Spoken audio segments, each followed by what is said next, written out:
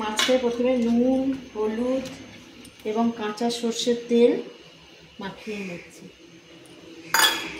মাছ ছেড়ে দেবো,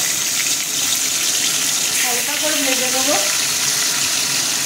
ইলিশ মাছ বেশি ভাজলে ভালো লাগে না, ওই জন্য হালকা করে একটু একটু ভেজে নেবো।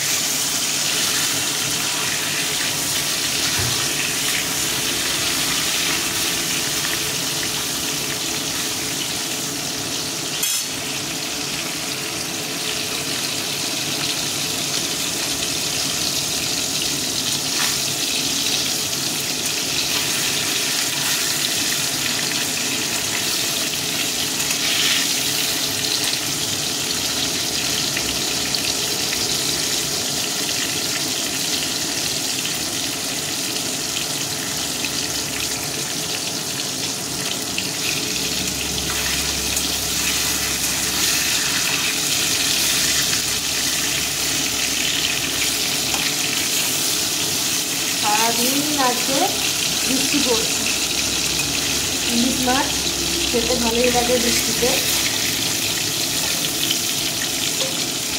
এবার তুলে নিচ্ছি মাছগুলো একে একে।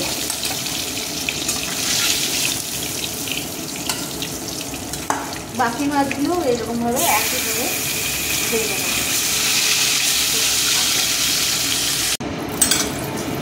একটু কালো জিরে ফোড়ন দিয়ে দিচ্ছি, চেরা কাঁচা লঙ্কা দুটো,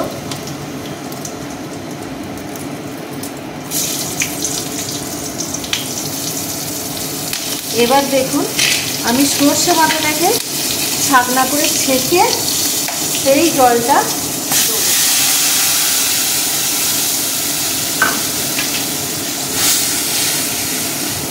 এবার পরিমাণ মতো নুন, হলুদ, মিষ্টি। কেন হলুদটা আপনারা অ্যাভয়েডও করতে পারেন, না দিলেও চলবে, কিন্তু যেহেতু কালারফুল লাগে সেজন্য আমি একটু হলুদ দিলাম। একটু মিষ্টি, সামান্য একটু জল,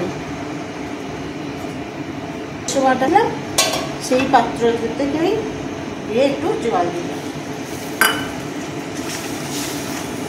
তার সঙ্গে দিয়ে দিলাম কাজু এবং পোস্ত বাটা।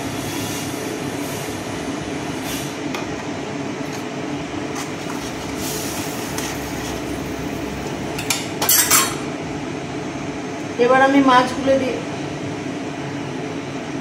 দিয়ে দিলাম।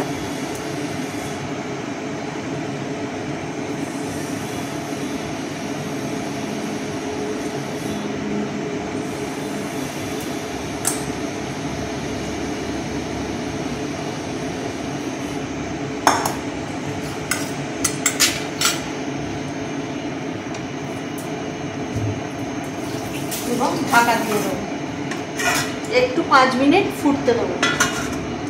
তুলে দিলাম 5 মিনিট পরে। ইলিশ মাছ প্রায় তৈরি হয়ে এসছে। তাতে আমি এবার চেরা কাঁচা লঙ্কা দিয়ে দিলাম, একটু লেবুর রস, গন্ধরাজ লেবুর রস। এটাতেই স্বাদের মাত্রাটা প্রচুর বাড়িয়ে দেবে, খুব ভালো লাগবে খেতে। একবার আপনারা করে দেখবেন এরকমভাবে।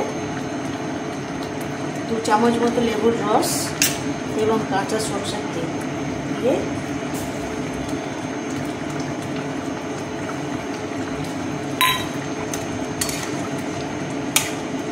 আমার ইলিশ মাছ তৈরি হয়ে গেছে। এবার আমি বন্ধ করে দিলাম গ্যাস এবং নামিয়ে নিলাম।